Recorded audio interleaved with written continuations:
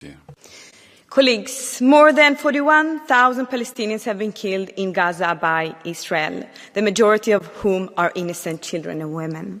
Gaza's infrastructure lies in ruins with a staggering 75% destruction rate.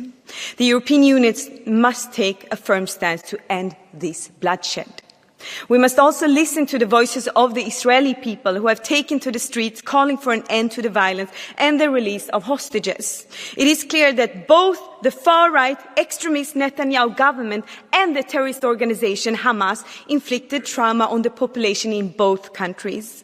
Now is the time for actions to put an end to the suffering. Suspend all weapon exports to Israel until international law is respected. Even in warfare, there are rules that must be upheld. Immediately freeze the EU-Israeli Association Agreement. Implement restrictive measures against the Israeli extremist ministers Smotrich and Ben-Gvir. Reinforce sanctions against violent Israeli settlers in the occupied Palestinian territories.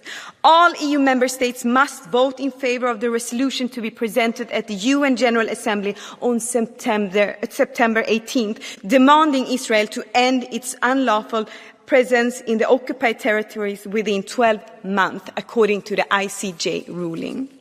Support the ongoing work of ICC. Continue supporting UNRWA as no credible evidence has been presented to justify allegations against them. We must end this witch hunt. Maintain our support for the Palestinian Authority. Those advocating for cutting in funding to UNRWA and the PA are inadvertently aiding Hamas. And recognize Palestine. Finally, all member states should accept wounded Palestinians from Gaza. Unfortunately, my own Swedish government has rejected this proposal, despite, for example, Karolinska University Hospital being ready to provide care, just as they did for Ukrainian patients. Let's stand on the side of international law. Let's end the occupation. Thank you. The next speaker is Mr. Tanja Correa.